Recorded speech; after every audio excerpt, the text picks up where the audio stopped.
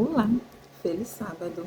O tema do nosso PG de hoje é Aprendendo a Perdoar. E como introdução, o nosso estudo traz: nenhum relacionamento sobrevive sem perdão.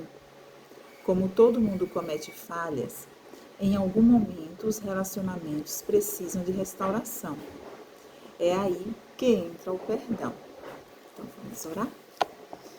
Bondoso Deus e amado Pai, nesse momento a sua palavra será aberta, Senhor, para o estudo da sua palavra.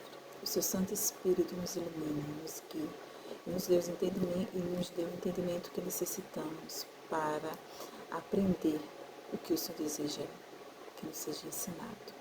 É o que nós te pedimos e já te agradecemos. Em nome de Jesus. Amém. O texto bíblico está em Gênesis 45, 1 a 15, que diz: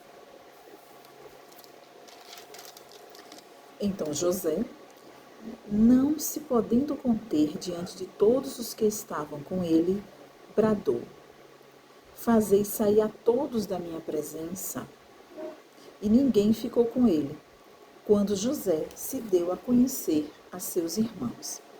E levantou a voz em choro, de maneira que os egípcios o ouviam e também a casa de Faraó. E disse a seus irmãos: Eu sou José. Vive ainda meu pai? E seus irmãos não lhe puderam responder, porque ficaram atemorizados perante ele. Disse José a seus irmãos: Agora chegai-vos a mim. E chegaram-se. Então disse: Eu sou José, vosso irmão, a quem vendestes para o Egito. Agora, pois, não vos entristeçais, nem vos irriteis contra vós mesmos, por me haverdes vendido para aqui. Porque, para a conservação da vida, Deus me enviou adiante de vós. Porque já houve 2 anos de fome na terra, e ainda restam 5 anos, em que não haverá lavoura nem colheita. Deus me enviou adiante de vós para conservar vossa sucessão na terra e para vos preservar a vida por um grande livramento. Assim, não fostes vós que me enviastes para cá, e sim Deus, que me pôs por pai de Faraó e senhor de toda a sua casa, e como governador em toda a terra do Egito.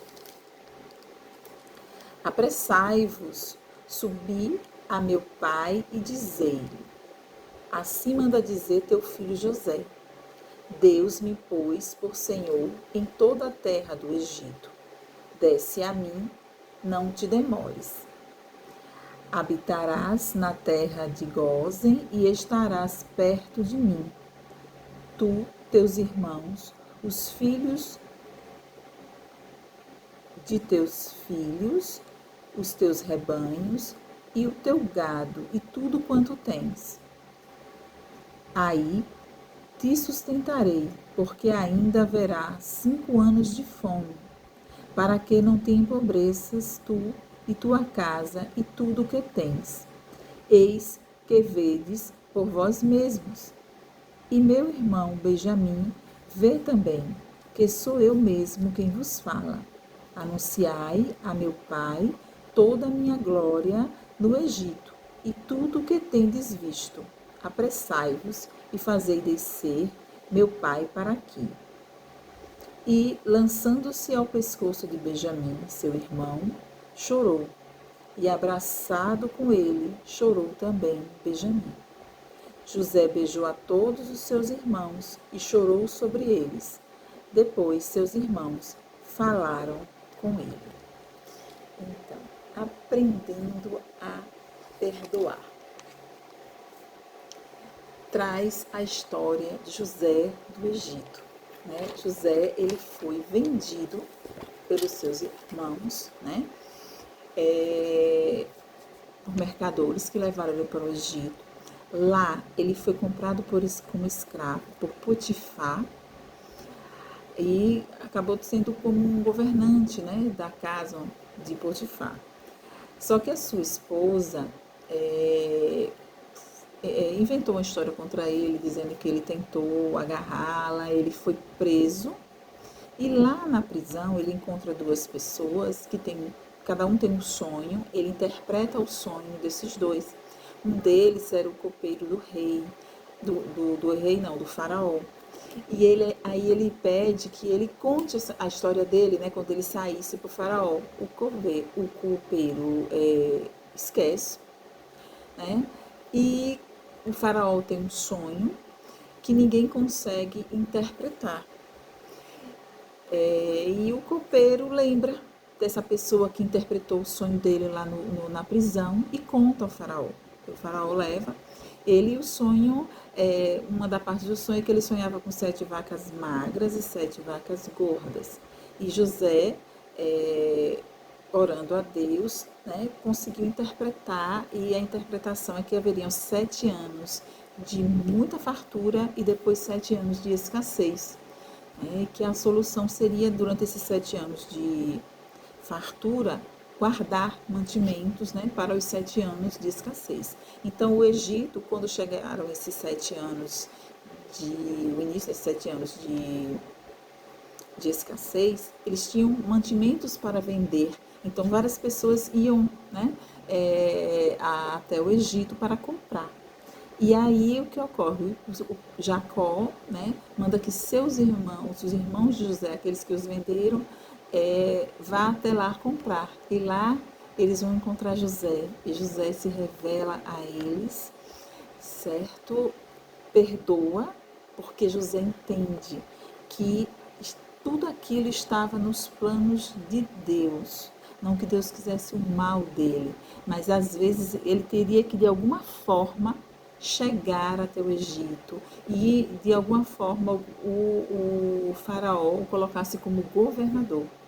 Né? Então, para isso, apesar dele ter sofrido bastante, né, tudo vem de um sonho também que ele teve, de que todos se curvavam, ele como praticamente um dos irmãos mais novos, todos se curvariam a ele. Então, isso gerou muita inveja. Essa parte do Benjamim é que o Benjamim realmente é irmão dele, da mesma esposa. Uns são filhos de Lia, outros de Raquel. Aí vem toda a história de Jacó. Seria bem interessante de Jacó, né, que depois você chamar Israel, a leitura de Gênesis, porque é muito legal, muito interessante. Eu, particularmente, gosto muito da história de José do Egito, porque é uma história de superação, como a história de Jacó, aí você vem ao pai dele, Isaac, e chega até Abraão, e chega também ao Éden, a Adão, a Eva. Assim, o Gênesis é um livro maravilhoso para leitura e aprendizado. Para a gente aprender a perdoar, né, a gente precisa entender o plano da salvação. Né? O plano de Deus para nos salvar. Porque primeiro o pecado entra através de Eva e Adão no Éden. E Deus diz que haveria o quê? Um Salvador. Como ele mostra isso? Porque Adão e Eva, eles, quando pecam, eles descobrem que estão nus e eles se cobrem com folhas. E aí Deus pega e faz roupas com peles de um cordeiro. Então, esse sacrifício desse cordeiro que iria morrer pelos pecados da humanidade. E aí a gente tem novamente Abraão, na situação com Isaac, que Deus pede que ele sacrifique o filho dele no Monte Moriá. E na hora, Deus diz, eu providenciarei o cordeiro, e o cordeiro aparece, porque Abraão cumpriu, ele amou mais a Deus do que ao filho, e ele entendeu ali que Deus daria o seu próprio filho para nos salvar. Até a gente chegar, a gente tem essa história de José, né? José passa por um trabalho de perdão e de relacionamento com Deus muito forte, né? Ele foi Ele sofreu bastante no Egito, mas Deus também deu vitória para ele, porque ele se tornou governador. Foi ele quem fez com que o povo, né, o povo de Deus, né, o povo de Israel, continuassem, porque havendo fome na terra, eles poderiam todos terem morrido, mas Deus providenciou que José fosse colocado como governador. Então ele vai de escravo a governador do Egito. E tudo isso estava nos planos de Deus. Até a gente chegar no verdadeiro Salvador, no Cordeiro de Deus, que é Jesus. E ele diz, se você não perdoar, seus pecados não serão perdoados. Estudo traz também essa pergunta. O que é mais difícil dizer? Você me perdoa ou eu perdoo você? Pede para ler Colossenses 3, 12 a 14. Que diz: Revesti-vos, pois, como eleitos de Deus, santos e amados, de ternos afetos de misericórdia, de bondade, de humildade, de mansidão, de longanimidade. Suportai-vos uns aos outros, perdoai-vos mutuamente. Caso alguém tenha motivo de queixa contra outrem, assim como o Senhor vos perdoou, assim também perdoai vós. Acima de tudo isso, porém, esteja o amor, que é o vínculo da perfeição. Em esses versículos trazem esse pedacinho aqui que às vezes as pessoas entendem de uma forma um pouco diferente, porque diz assim: suportai-vos uns aos outros. Eu já vi uma explicação sobre esse termo, nessa questão de suportai-vos, não seria bem na questão de engolir sapo, né, de aturar, seria na questão de ser suporte. Assim como uma cadeira tem um encosto, né, que serve de suporte, é nesse sentido que a gente possa auxiliar o outro. Porque muitas vezes a pessoa está passando por uma situação tão difícil que é como se ela já tivesse um crédito do perdão, entende? Ela não está bem. E aí, às vezes, ela descarrega em você aquela situação toda que ela está passando. Então, geralmente, quando as coisas são desproporcionais, você não fez nada e a pessoa vem contra você, isso pode muito bem ser resolvido, entendeu? Com o perdão. E isso requer a gente dar esse suporte, a gente estar com essa observação das pessoas para verificar se realmente é isso, ou se ela está realmente vindo contra você, ou se ela está passando por um momento ruim. Então, isso já vai nos ajudar a trabalhar essa questão do perdão. Então, a gente tem que se perdoar mutuamente. E o que deve prevalecer, e que é o vínculo da perfeição, meu amor. Então, é necessário observar as coisas com bastante cuidado. O perdão, ele é um processo, não é como Cristo, que perdoou na cruz, né? Imediatamente, quando ele diz: Pai, perdoa-os, porque eles não sabem o que fazem.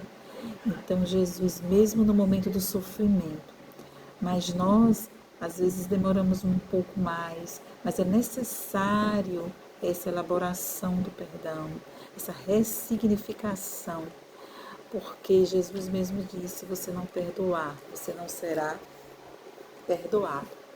E nosso estudo ainda traz um lembrete: perdoar é deixar de viver o passado, é desfrutar o presente e conquistar o futuro. Então, muitas vezes a gente sofre pela falta do perdão. Muitas pessoas podem ficar com uma vida conturbada, com uma vida amargurada, porque não consegue perdoar. E é preciso liberar o perdão, porque perdoar é inteligente, perdoar é sabedoria. porque você vai deixar isso para lá, isso no passado, né? E segue para a frente, segue para o alvo, como diz o apóstolo Paulo, deixando para trás as coisas. Seguimos em frente. Para isso é necessário perdoar. Não é um processo fácil, como nós vimos na história de José. Ele chora, é uma situação difícil, mas aí ele entende. Por quê? Porque ele tem uma vida de relacionamento com Deus.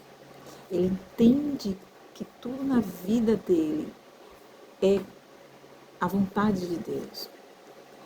Mesmo que não seja, ele transforma a maldição em bênção, se eu creio. Se transforma assim.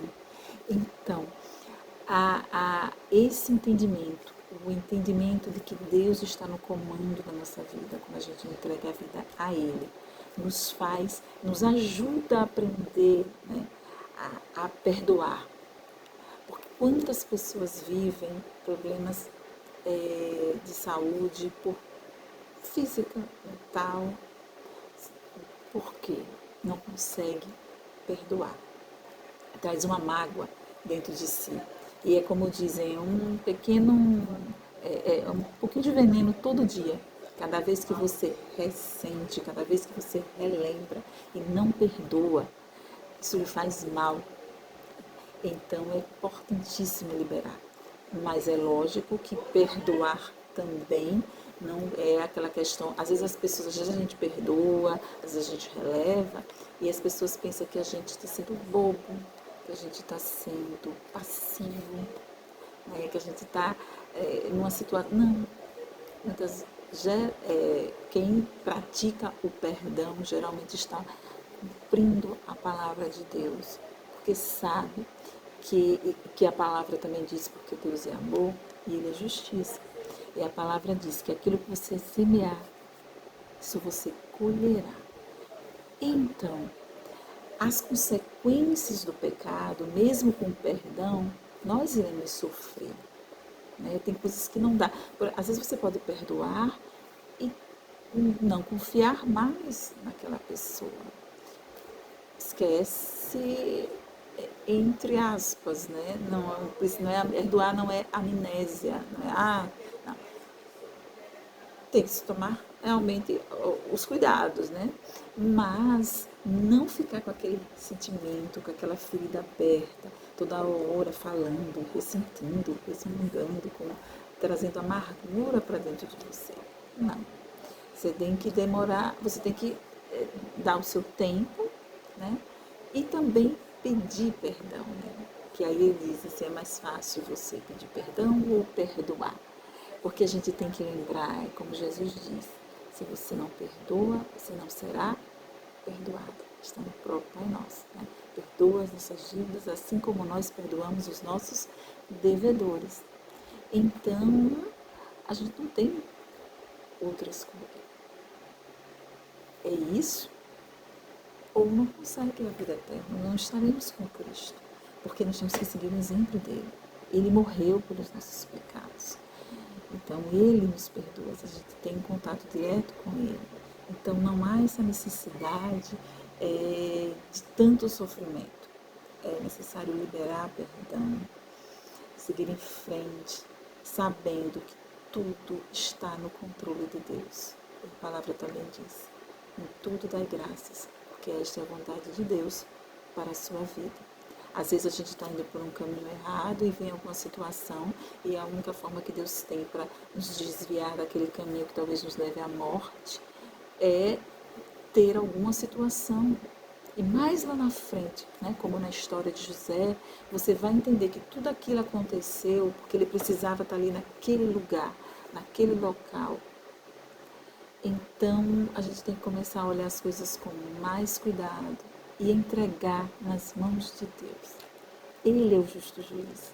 Pode deixar que ele vai julgar, que ele vai resolver. E quem já está fazendo o erro, quem já está vindo contra você, já está numa situação difícil. Esta pessoa precisa muito que Deus a perdoe. Porque, na verdade, todo pecado é contra Deus, é contra mim. não é contra você. Né? Tudo que é nos feito, isso será julgado por Jesus. Então, por que não entregar logo nas mãos dele certas situações, né? E seguir em frente e cumprir a missão? Isso sim vai valer mais a pena. Então vamos orar? Bondoso Deus e amado Pai, que o Senhor possa nos dar um coração perdoador, que a gente possa seguir o seu exemplo e perdoar rápido. Mas eu sei que o Senhor compreende que às vezes nós necessitamos do seu tempo. Mas que a gente entenda que assim como o Senhor nos perdoa, assim como o Senhor olhou pelos nossos pecados, nós também devemos perdoar aos outros. Dê-nos entendimento, Senhor, sobre isso. Cuida de nós, guia-nos. É o que te pedimos e já te agradecemos. Em nome de Jesus. Amém. Bem, gente, eu vou deixar uma música, o link de uma música Deus Perdoa, da Rafaela Pinho, que eu gosto muito. E também do Reavivados, por sua palavra, com o pastor Ronaldo, falando sobre o capítulo 45 de Gênesis, que é bem interessante. Essa história é incrível de José e eu recomendo que vocês leiam, busquem estudar a história de José, porque ela nos engrandece. Eu não sei, eu acho que a gente consegue aprender tanto, não só sobre o perdão como José, como sobre economia, sobre como você desenvolver um bom trabalho, como você saber que Deus está no comando de sua vida. Ele conseguiu administrar a casa de Potifar. Ele na prisão era quem ajudava a administrar ali as questões da prisão. Então, onde ele chegava, ele tinha um diferencial. Por isso que ele se torna governador.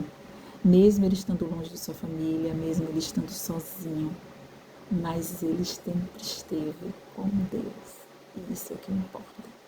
Certo? Que essa mensagem sirva para os jovens também, já que hoje a gente comemora o Dia do Jovem Adventista. Então, um bom dia para todos e até a próxima.